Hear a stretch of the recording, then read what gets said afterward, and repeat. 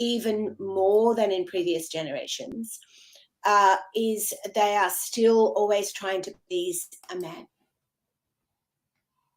or gain a man's attention, and not being in their own power. They will sell out themselves to please a man. And that makes me very sad. That is so interesting that you say that, because I used to do that. I no longer do. But, when you say women do, like, I think, I don't even know where it comes from. Do you know where it comes from? I don't know. I don't know. I mean, I think, it's obviously some instinct, because I think almost all women do it. Even women that are super successful, powerful, still can be in the most tumultuous relationships. In fact, sometimes more so, because there's a power struggle. And I'm not saying, that it's lovely to please our partners, of course. I'm not saying that in a not being generous, loving way. But I think that we tend to lower our own value or accept devaluing talk about us,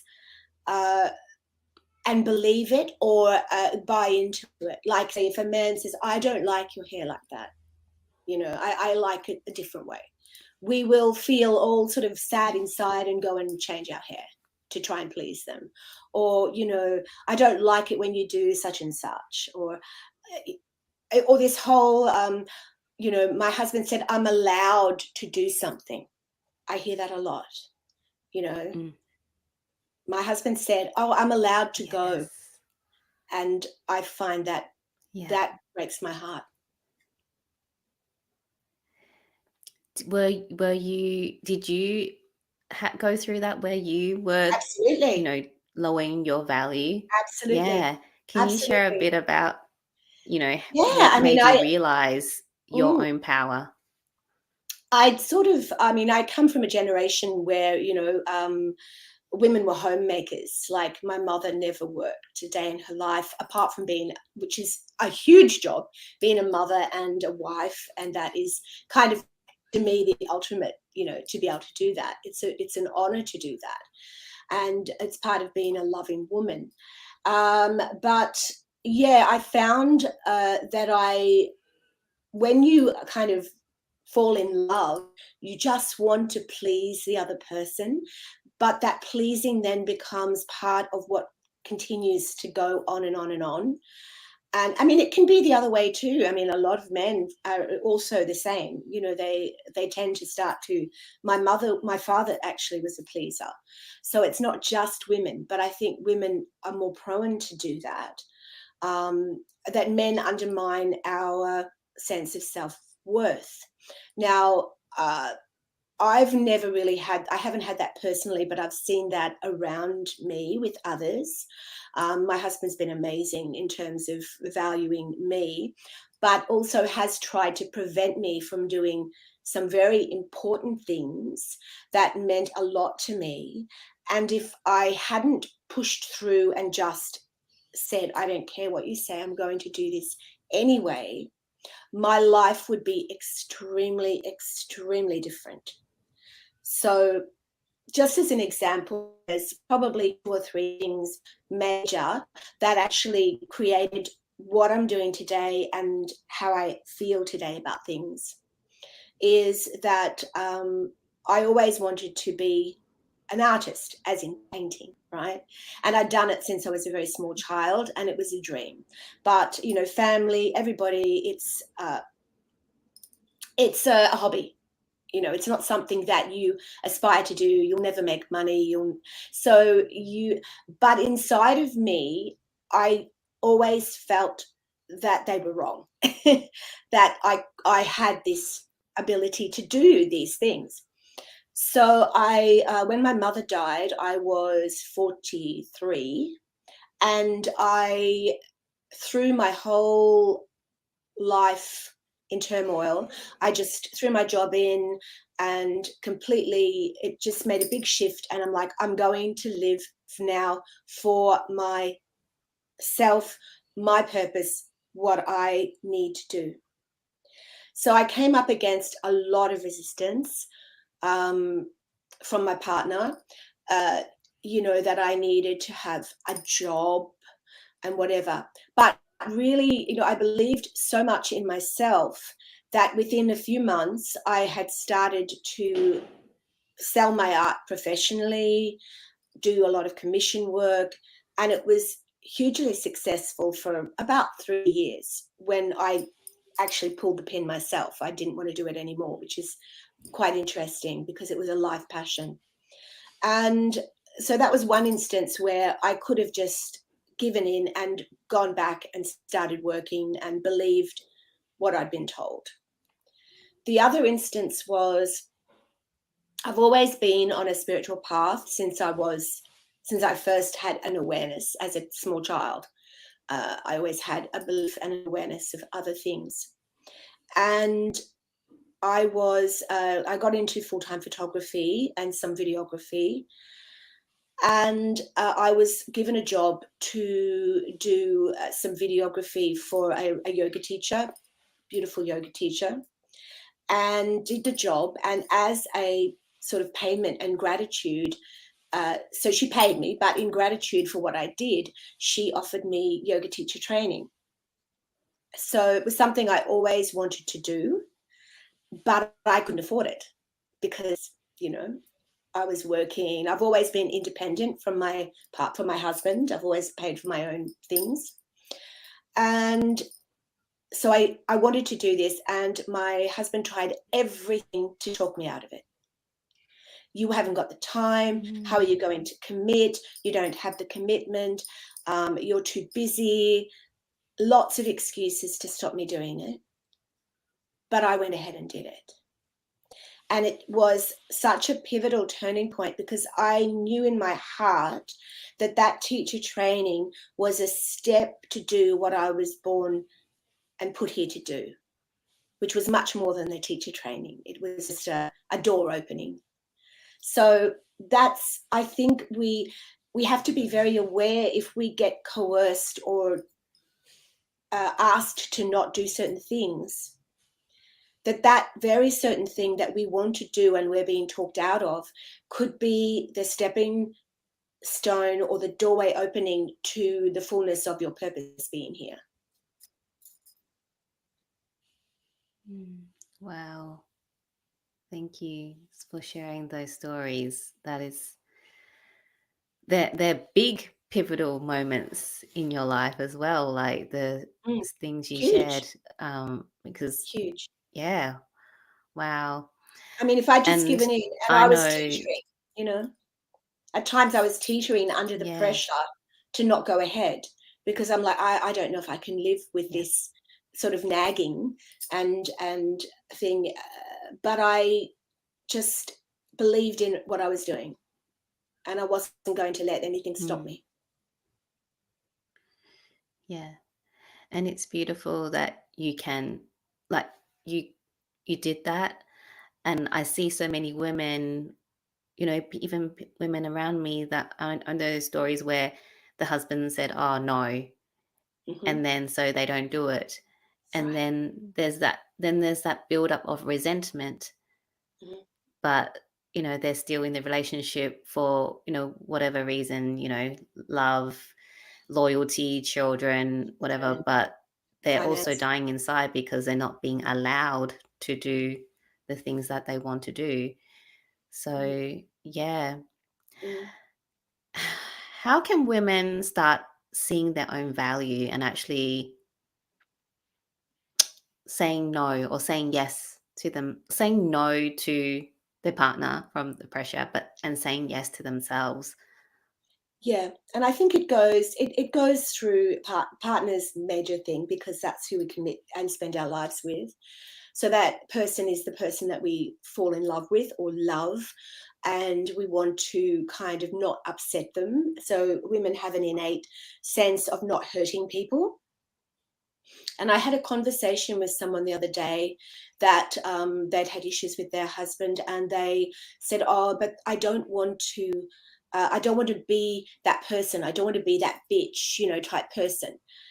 And I said, there's a difference between being nasty and being, having that kind of revenge type attitude, and actually valuing yourself enough to step up. And it's okay to have that more wrathful feminine, that sort of, a lot of the Eastern traditions, which you would understand, especially in Buddhism and also in the yogic traditions, they have some wrathful deities.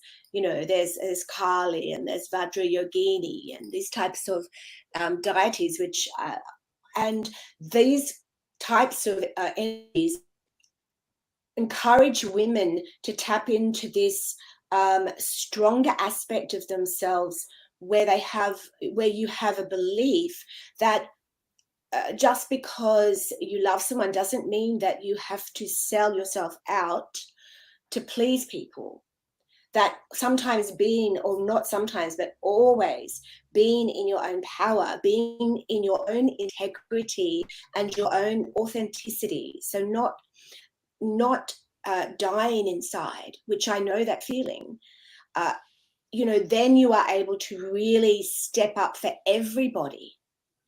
And the interesting thing is that with my partner and my husband, that since I have become much more empowered, much more about saying, no, I'm going to do this anyway, he has developed so much more respect and honoring and love for me that I never had when I was younger, when I was more of a subservient type of a person. I'm more a people pleaser. He adores me now in a way that I always wanted to be adored, because he respects me. I think when we sell out, we're no longer respected, even if people like to control us, but we don't realize we're actually being disrespected. It's not an easy thing, And I think so. Yeah. And sometimes I think it's not an intentional disrespect. It's just because no. you're not respecting programming. yourself. That yeah. It's programming. Yeah. It's how we've been indoctrinated. So it's things we have to learn. It's actually committing to learn. And when we do this, we're healing ourselves. So it's like a wound. They're wounds that we have, that we either, if you believe in past lives, we've come in with some of those wounds from previous experiences. It can be experiences we've had in this life. And very often, a lot of it's associated with, say, childhood sexual abuse, which is really quite common in some ways, or just childhood abuse in other ways, being told you're stupid, you're an idiot. Thank God I wasn't told that as a child, but I was sexually abused. So I think that comes up with a feeling that you don't deserve to be fully your own, fully in your power, because there must be something wrong with you to have been treated like that. And we sort of develop these samskaras, as they're called, and vasanas that really are very hard to shift. And then we play them out over and over again. It is a victim mentality, and a lot of people think it's not. When you're in it, you think it's not. You think, oh, I'm not being a victim, but nobody cares about me. And it kind of defaults back to a 5-year-old mentality that we're operating from. We're operating from an old program, and keeps playing in the background. It's so interesting, because it's interesting how many women that have been on my podcast that have been sexually abused. I'm also someone that has been. When I was young, I think we talked about that maybe last time, and but it just completely baffles me how common it is, and then that is, like you said, then we are running this program into adulthood. Yes. Where these 5-year-olds, I had a conversation last week with Rebecca, and she was like, "Well, we're just all 3-year-olds in adult bodies." It's true. And I'm like, Absolutely. yeah. Yeah, it's true. It's true. We're all running around. We're all toddlers in older bodies. Yeah, especially when there's like a trigger point, you know, when that soft spot gets touched, then the autoplay comes in, and the 3-year-old or the 5-year-old comes in and acts out. Mm, Mm. you know. So, talking about seeking the self, and I Mm. think, everything we've talked about, although, we're talking about how as women we should value ourselves more and be able to say yes to ourselves and no to someone, raining on our parade. And I think that comes down to a lot of actually finding who you are. Like for you, like art has always been a passion, so you went and did it. I actually want to ask you, how come you pulled the plug? That's one question. But can you also, if it was a life passion, like why did you Everybody pull the wants to plug? know that. And then, and then maybe after that we'll go into the more about seeking the self, because I really am Sure. interested why you pulled the plug after you actually fought to Yeah. go, I'm doing this. Yes. I mean, I'd broken up earlier relationships because they weren't supportive of my art. When I say supportive, I mean emotionally supportive. Like, oh, what are you paying for? That's stupid. It's stupid. So when I was younger, I would end relationships because of those kind of comments. And then I did fight very hard to do this, and then this inner. I'll sort of go back to that sort of wrathful self after my mother died, and a few things happened with where I was working. I was pastry cooking and doing things, and some incidents happened at my job, and I completely lost it. This sort of like fierce woman, fierce goddess came up inside of me and just like said, that's it. I've had enough of everything. And I thought, okay, I'm going to paint full time.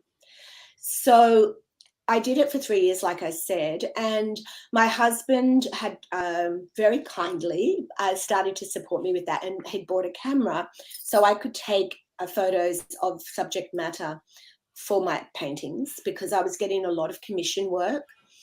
And it was amazing. Like really, I would do whole luxury houses. They'd ask me to paint original paintings, whatever. It was really amazing.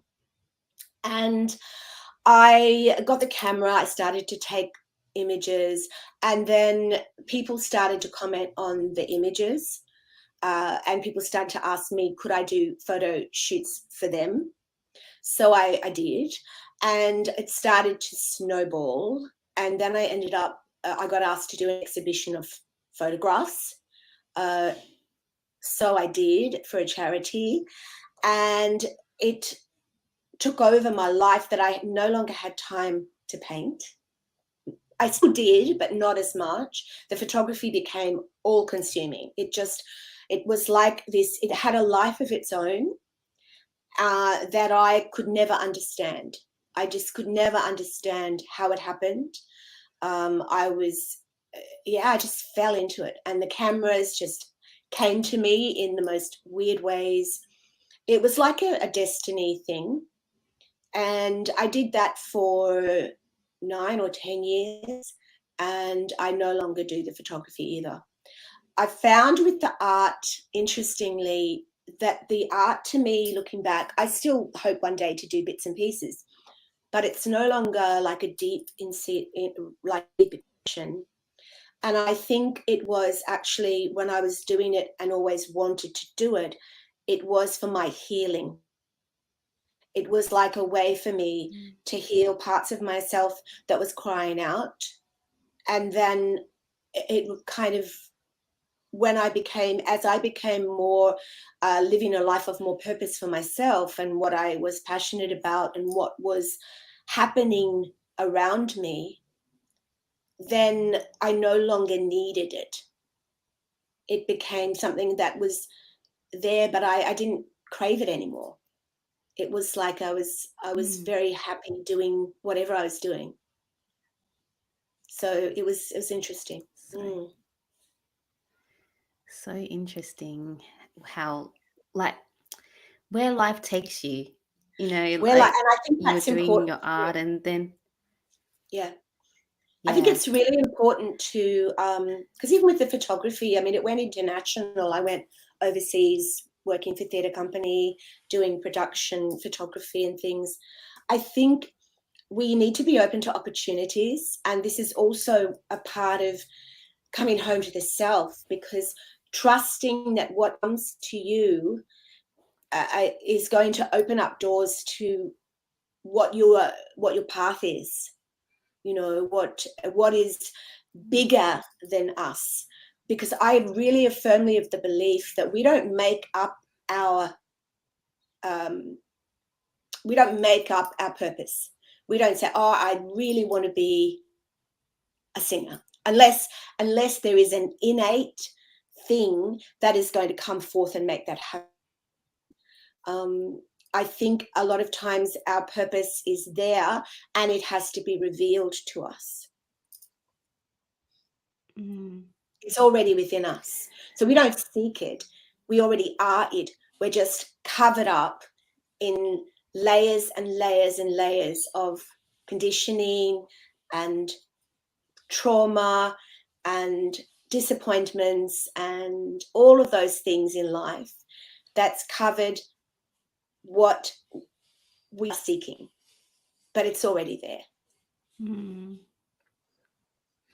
So when people say finding your purpose, you're not really finding it. You're kind of like digging it back out of you.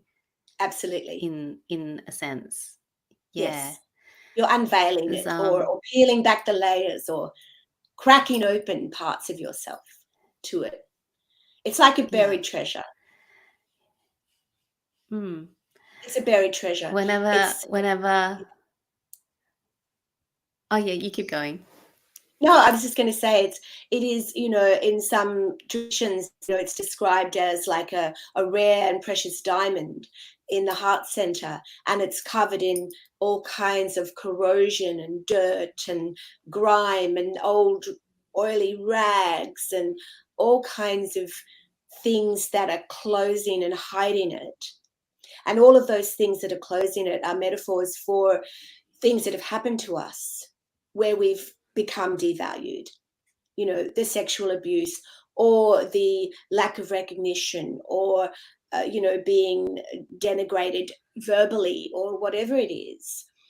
We've covered things up within ourselves. It's a wound, and it's practices and techniques and ways to uncover and reveal this diamond that is inside of us. So then that kind of leads me to ask you, how did you unveil your diamond?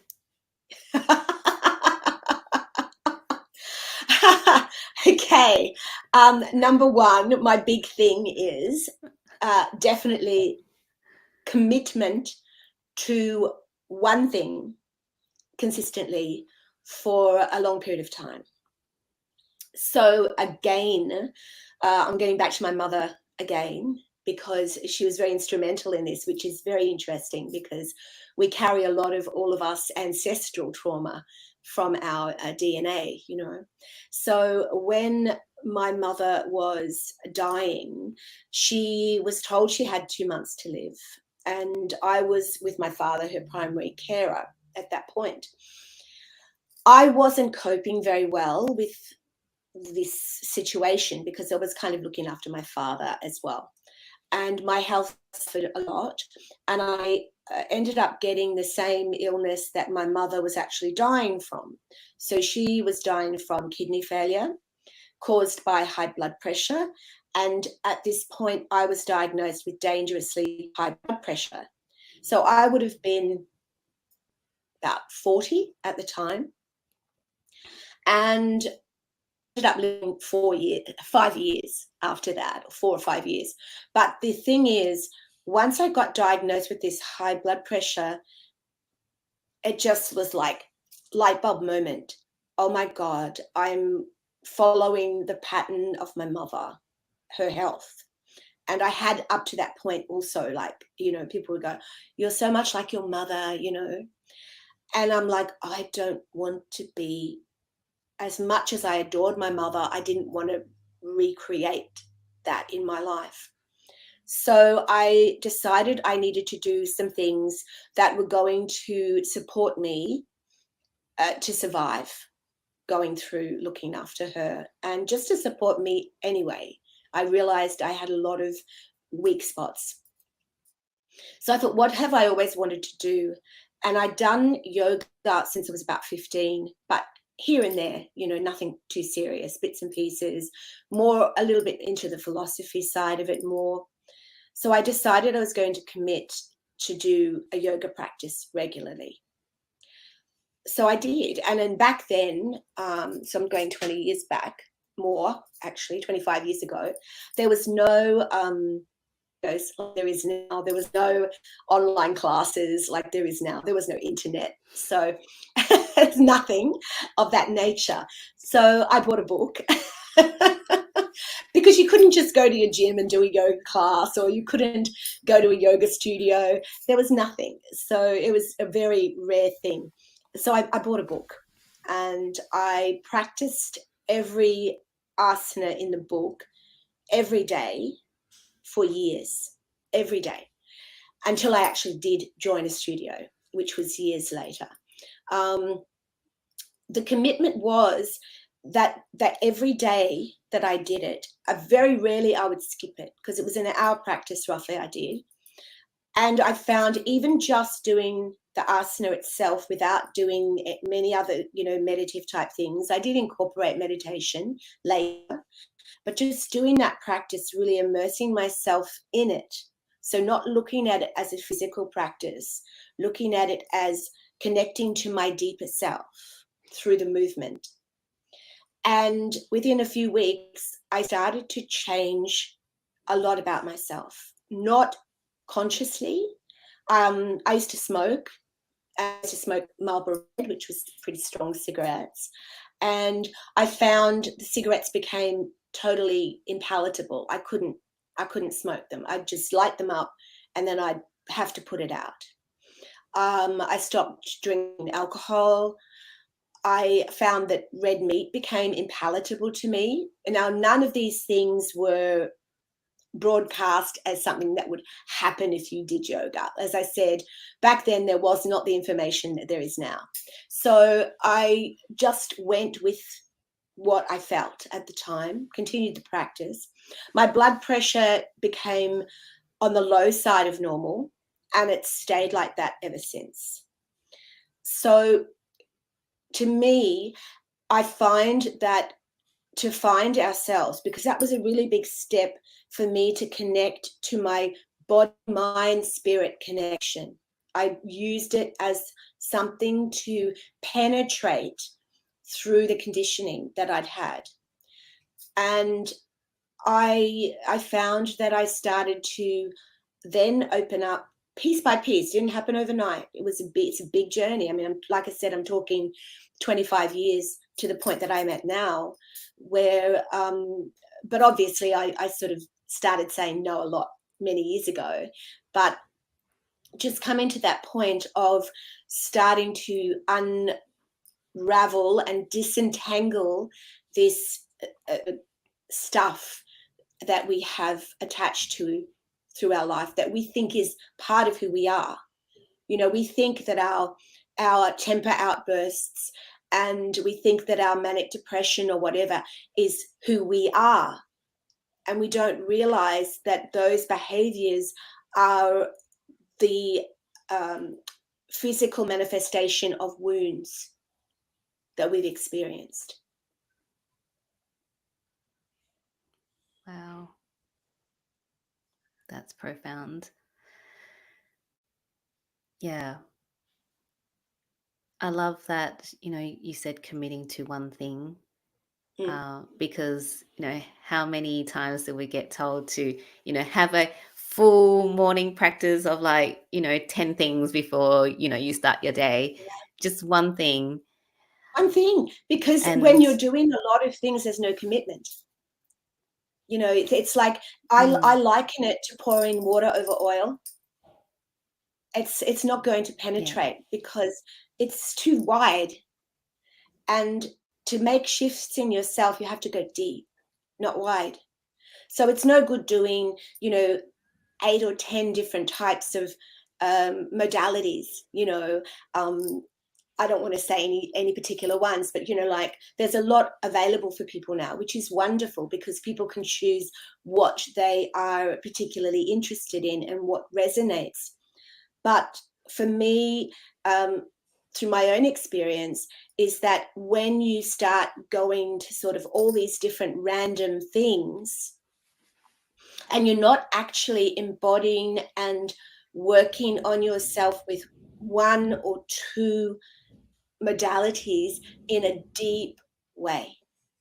So you're never going to crack open the surface of yourself by doing one breathwork session here and then going to a Kundalini dance next weekend and then going to a cacao ceremony the week after. And I mean, I honor all of those things, but like to find something that you're passionate with and really go deep in that, go deep, because going wide, you're never going to crack open. That's how I feel. yeah, That's how I feel. yes, Sometimes we need yeah, some kind of shock, like mine was a health situation. We need some kind of epiphany to make that happen.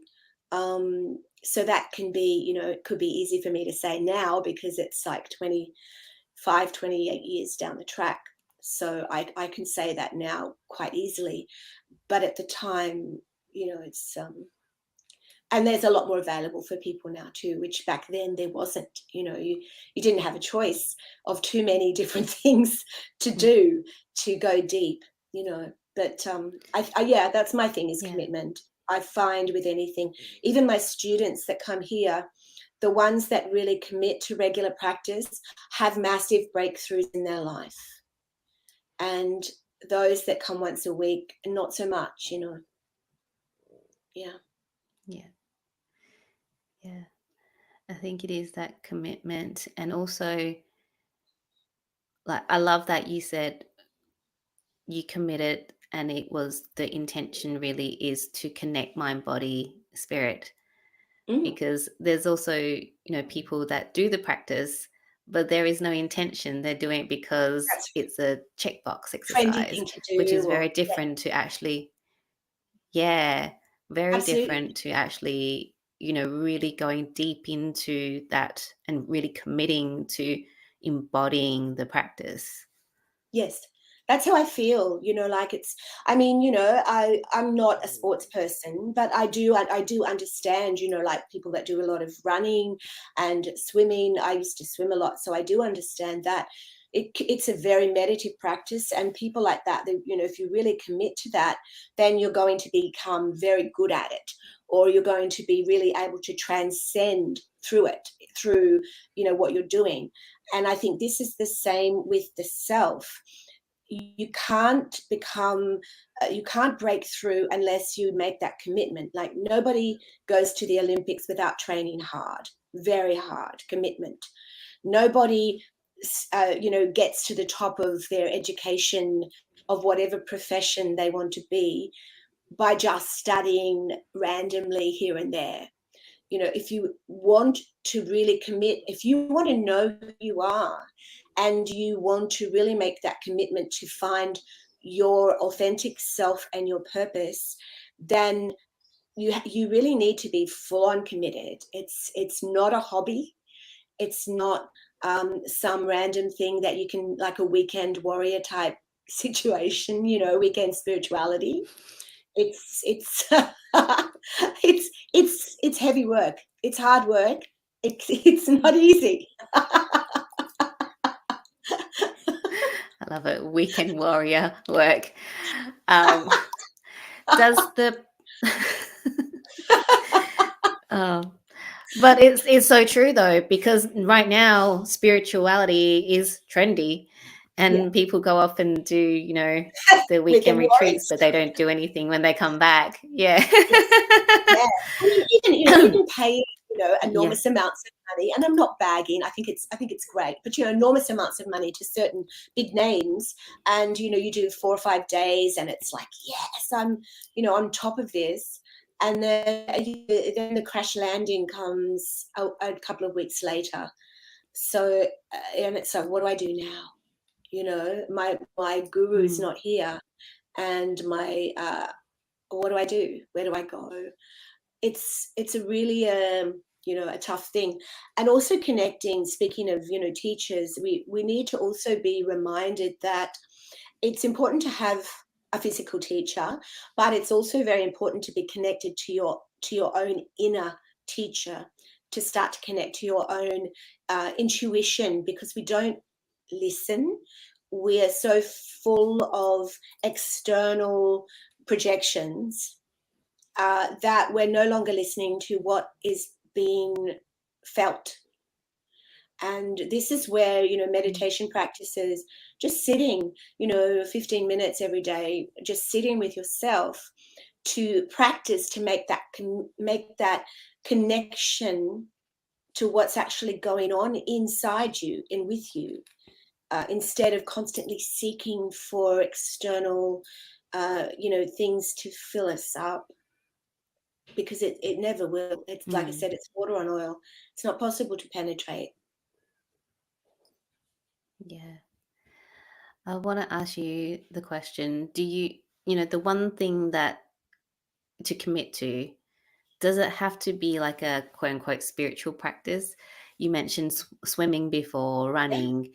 Could it be yeah, something like that that could, absolutely. is just really committing and setting the intention to, have that connection?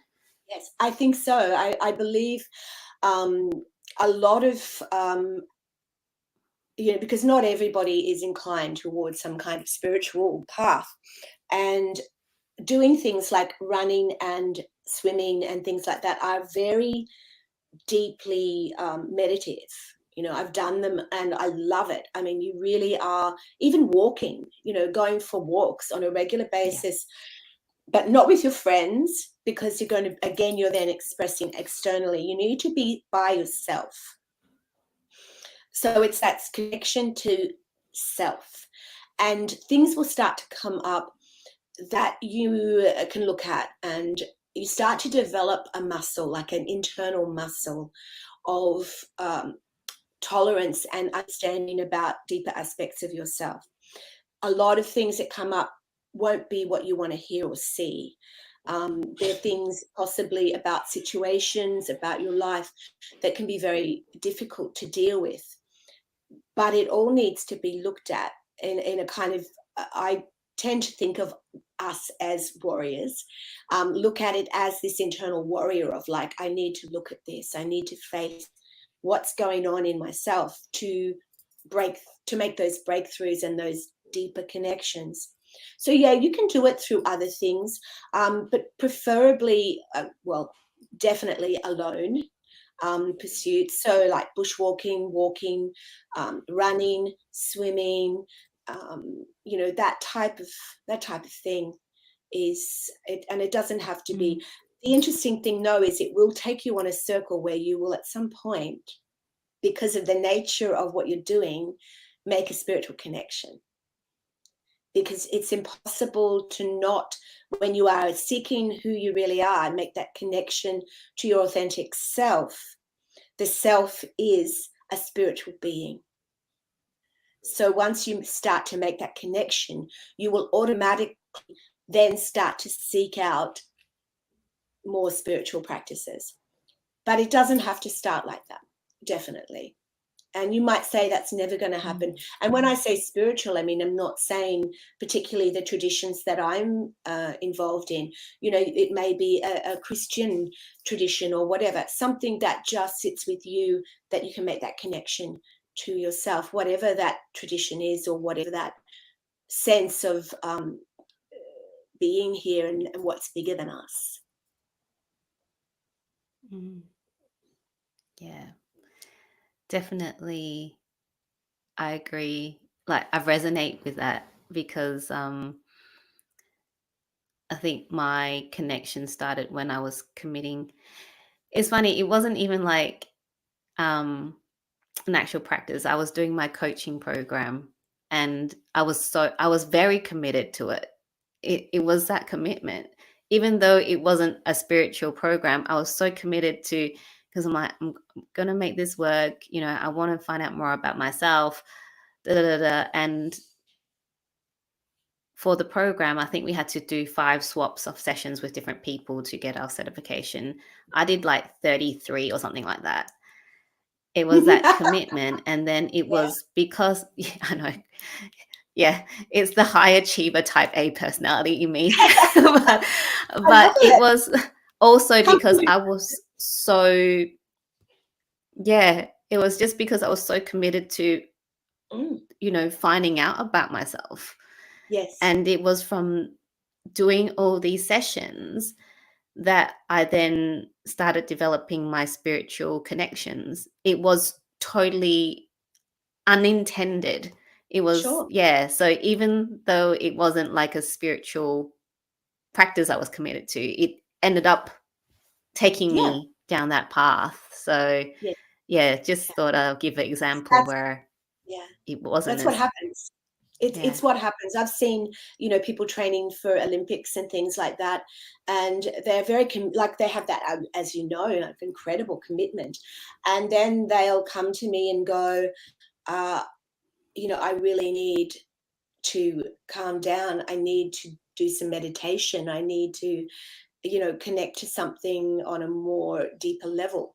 So it's a natural progression, even if, and like I said, you know, you go with what type of spiritual connection calls you. So you don't have to say, oh, I'm going to be a yogi, or I'm going to be a Buddhist, or I'm going to do whatever.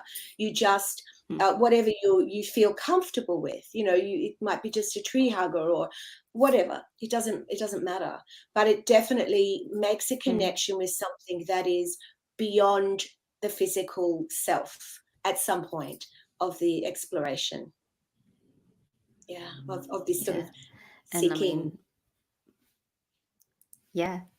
It And for does, me, it also like led me to you in, you know, in this, yeah, you know, synchronistic way where Nicolette introduced me to you, and then, you know, and then we reconnected on the podcast, and I was like talking to you, I'm like, oh, I've been really interested in Vedic meditation, or transcendental, and you're like, oh, I teach that. I'm like, oh, you would be like the perfect person, because I have not found the person. And like as soon as you said that, I'm like, oh, because I've been you know, waiting for you before yes, I go and learn it, because I was looking up all these people and I'm like, you didn't know, sit right, so yeah, and that's it's very often the case too. yeah.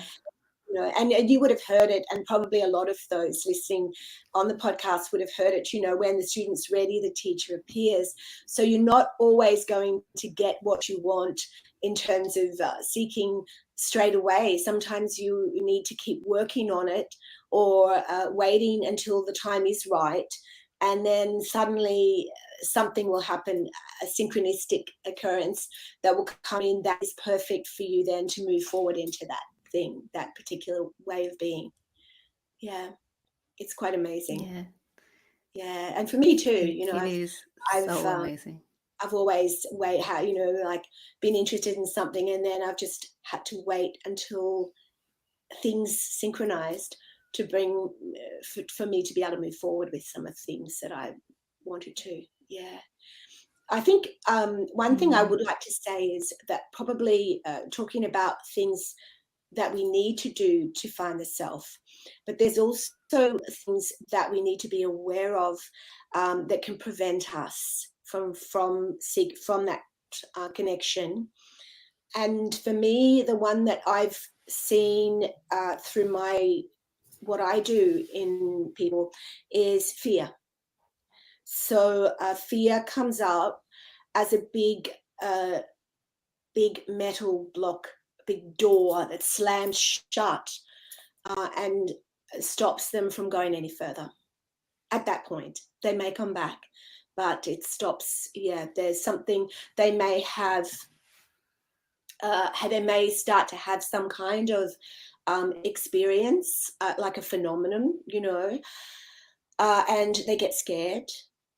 Uh, or even say if they're not a spiritually minded person and they are doing things like we were talking about physical activities, and then they will have some kind of a phenomena happens to them, and they will become very scared and back off. And that's that's a really big thing for so many people. Yeah. So it's lack of commitment and fear are the two things that prevent people from discovering this magnificent being that they are. Do you have any tips for people to help them stay committed and also overcome the fear? Especially, when you say they might come across some phenomenon. I remember when I first started connecting, it was like, I kept going because I happened to be doing the coaching, and then I had people that went, no, you're not going crazy. It's okay. Keep going. But Yes.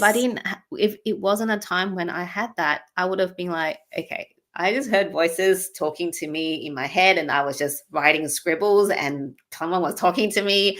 What the hell is going on? So can you please give us some tips on how to stay committed and to overcome?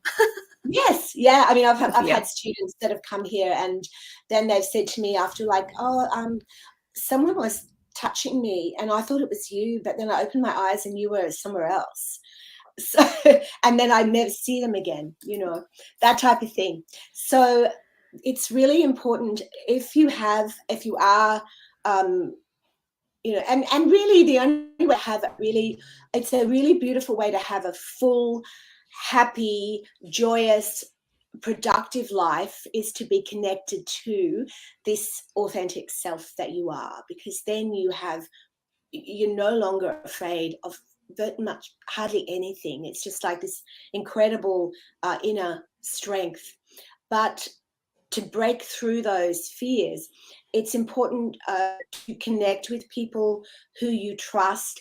That might be a teacher, so could be your teacher, or someone that you trust, a friend, that but preferably someone that maybe knows a little bit about this type of thing, that they can say to you, like as they did to you, it's okay, you're not going crazy, this is part of what happens, and you're not you don't have entities around you trying to do this and that, you're just opening up to your own inner truth.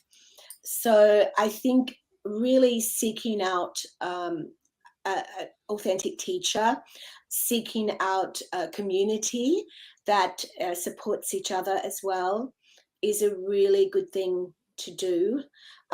Obviously, there's a lot of information now on the internet, which wasn't around when I was younger, that you can look up, different types of phenomena and find out that it is quite okay and normal. But it is really good to have someone you can turn to, someone you can just send a message or ring up and say, oh, this happened to me and I'm feeling I'm a bit strange,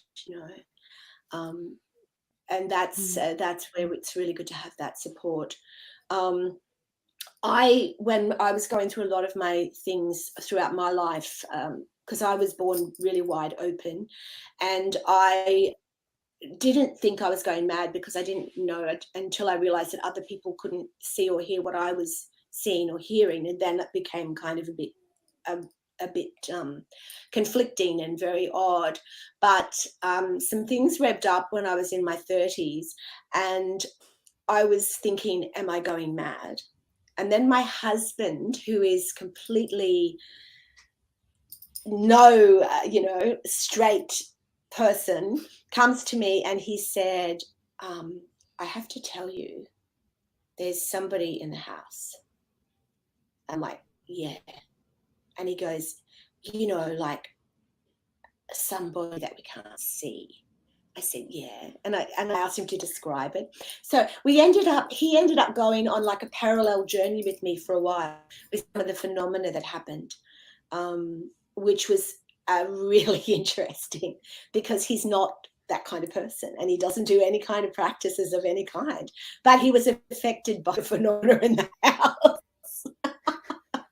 So How interesting. so I thought, okay, I'm not going crazy, because he's really, really sane and he's seeing the same thing that I'm seeing. So it was, yeah. So it's good to have people to run it past. Yeah, Mm, definitely. that's so interesting. Like, I always find it interesting when, you're so spiritual and then your husband's like completely like, no, that's not my thing. I'm Yes. this, I'm the same. My husband's like, you just do your thing Yes. and yeah, whatever. Yeah. And I think that's important. That's because we're kind of going full circle here, Kathy. We're going back to the start, where we're talking about being empowered in ourself, where we're quite comfortable doing our own thing without trying to coerce other people into it. Like not trying to sort of, I'm not trying to convert my husband to do this stuff, and he's not trying any longer to prevent me from doing it. So I think that's a really evolved and a really authentic relationship, when you can allow each other to be who they are without trying to change them. Mm, yes. I think it's really beautiful. Like, I mean, from what I hear from your relationship, it's fantastic. And I have that with my husband. So I'm very like grateful for that. Um, lots of inner work that was done. That's it. And Yeah, it just keeps getting better. It really just keeps getting better. You know, I I think, oh, it can't get any better, but then it gets better. It's just like, that's how beautiful. how? But Yeah, yeah. because you're doing the So work, and it gets back to that commitment. Commitment also to your relationship. That you're able to see through situations and go, okay, well, he's operating from his perspective, and that's okay. Without kind of getting into a big drama about his perspective. So I think it's important to be able to really value um, our own self and what is authentic for us, but also to realize that it is ourself and authentic for us and not anybody else. We mm, can come in yes. connection with other people who resonate with us. We can come into connection with other people who have similar beliefs or follow a similar path to us. But how we see and feel through our physical senses and also our spiritual channels is unique to every one of us. There is nobody else that's going to see it Mm, the same way. yeah. I love that reminder because I think so often I see people going, this is the way, like, you just need to follow this way. And it's Time really goes this our own way. way. Yeah, that old Fleetwood Mac song, "Go Yeah. Your Own Way," is kind of 100% Yeah. on, on it, Yeah. because Gotta go it your is. own way. Exactly. Could be my theme song. Go your own But it's way. true. I just really feel that it's so relevant to that we do. When we say, my partner doesn't understand me, he doesn't have to understand you. You just need to understand yourself. Mm, yes. Nobody else has to Yes. understand you, and they can't, because they're not in your psyche. It's about understanding ourselves. Like I said, we can resonate with others. We can meet other people, especially girlfriends and things, where we can swap stories and we can, yeah, oh, that happened to me. But we really have to come back to our heart center and understand ourselves. We have to sit with ourselves, with warts and ugly and whatever arises, and really, see the magnificence of this creation that is one's only performance in this life. And we need to value that. There's no second performance. This is it in this form. So the connections we make, the way we appear, the way we act, we are only going to get opportunity once. So we really need to sort of tap into that. And yeah, I'm like, that's such a great, finishing message, but I'm going to ask you anyway, because you might have something else that you want to share. But I'm just looking at the time, and I want to and I wanted to ask you, we've talked about, really seeking the self and really valuing ourselves and how to uncover that purpose, how to, connect to our intuition and ourselves better. What's the take-home message that you would love our audience to, remember from our conversation? It could be from our conversation, or it might be something else that you really feel deeply that you want to share for them to take home with them. Okay. I really love to see women starting to follow their heart in a way that is authentic to them. So recapping on that is not what pleases other people, but coming back. So many women go through all kinds of physical, like operations, different types of procedures, whatever, to please. They say it's to please themselves, but it's really, on some level to please a man or whatever, to be happy. I really would love to see women to be happy within themselves in their own unique way. I get very sad when I see women aren't happy or aren't at peace with who they are in their birth form, and that kind of, I think when we develop a real sense of who we are, then it doesn't matter. Like I'm getting more older, and You're I'm not going to happy reveal your now. age. Oh, well, I'm 65. I'm 66 this year. So, but the thing is, and I've had people kind of can't believe that I'm happier now than I've ever been.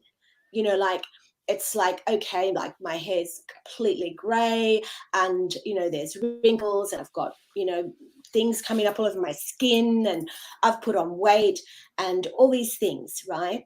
So whereas I used to be taunt and terrific and da da da da, but I'm happier with how I am now, my body, than I've ever been in my life, because I'm happy and connected to my true self, to my soul. And I think, this sort of seeking that happiness, seeking that fulfillment as an external thing, looking for things outside of ourselves, around us, to fulfill us, to try to become who you think you are, it's only a temporary temporary thing. It's like taking a Panadol or a Band-Aid, or there's no amount of procedures or no amount of clothes or no amount of houses or cars or clothes or whatever is going to fill that gap, unless you make that connection to yourself. And then when you do, nothing else matters. It doesn't matter anymore. Just happy self, whether you've got wrinkles or whatever, it's part of your story. Yeah. Thank you for that message. So beautiful. And yeah, it's really accepting yourself from the inside out. From the inside. Right. Because Yeah. it's our soul, it's our magnificent soul, our what we were born with. That is that's the brilliance, that's the beauty, The beauty's inside. It's got nothing to do with Mm. the physical appearance. The beauty's in the heart. Yeah. Yeah. Yeah, definitely. Thank you. Thank you, Zangden. That was a beautiful, beautiful take-home message. So I always get sad when I get to like time to wrap up. I'm like, I haven't finished talking yet. Oh, But anyway, there's always another time. is Kaki going to cry? She seems like she's going to cry. I'm a bit teary myself. I'm a bit teary myself because it's so beautiful to share on your podcast, to share with other amazing women who are, I mean, the fact that they've tuned into your podcast means they're seeking, and that's amazing. That's magnificent. I love it. I love that. Yeah. Yes. I love it too. I love getting messages from people, saying, oh, that's helped me a lot, or, I'm really enjoying like listening to your podcast. And yeah, it just Yeah, makes my you do heart sing to, amazing. be able to share, thank you. Like to You're share the doing love and amazing wisdom work. of, yourself and the other women. Yeah, thank you. You're very blessed. Zangden, I know you've got something special for our listeners, Yes. audience. So do you mind sharing what special thing you have for them? Okay, so there's a link which I think you're going to share. Is that right, Kaki? You're sharing the link, Yes, and I it's will. I'll have it in the show notes and everything. so it's a part of what is going to be launched as the Yogini Academy, but it's in the process. But the link takes you to a YouTube recording of a series that I did last year called The Sacred Path. And this one is on the cliches. So the cliches, which I thought was relevant to what we're talking about today in finding the authentic self. So the cliches are encumbered behavior that prevents us from becoming our full authentic self. So the video is, I think it's 2 hours that you can watch, and it goes through the 5 cliches, which in yogic tradition and in Tibetan Buddhism they're called poisons.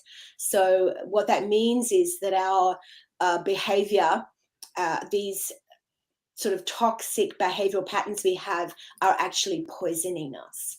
And it also says how ways we can overcome them. So that's available to whoever would like to take the opportunity to go into that link and receive that gift. Yeah, beautiful. Oh, that sounds amazing. I think I'm going to go and receive that gift. I hope you do. Thank you. Thank Thank you for you. that beautiful offer for our audience. And if people want to, connect with you, find out more about you, Yes. where's the best place to go? Yes. So you can contact me through my website, which I also think that is, so you have the link for that, Kaki, but it's, if you punch Yes, I the will have that. Yeah. Yogini, you just punch the Yogini into Google and it will come up, because I appear to be the only person that's there with that. And you can go into my website, you can see what I'm offering, what I'm doing. And please always, also on social media. On social media, I'm actually under Helen Selmacy, in brackets Zangden Lhamo. So you can connect with me there, and you can send me messages with any questions that you might have that you'd like to go into more. Or you can set up a meeting with me. We can chat, because I also do one-on-one mentoring, spiritual mentoring, that in many different types of practices, and support through, through things we just talked about, and so many other things, meditation techniques, Vedic meditation, which Kaki did. Yeah. Yeah, and it's amazing. So highly recommend, Zangden. Yeah. I'll have all your links in the show notes. And if people that are catching the replay, want to ask Zangden or myself any questions, just put it in the comments, and I'll make sure Zangden gets the questions so that she can answer it as well. So Thank you Thank once again so much thank you. for being here and just your beautiful light. I'm just very blessed and honored that, you're here again to just share your amazing love and wisdom. Thank you. Oh, thank you so much, and thank you to everybody that's tuned in. Much love. See you soon.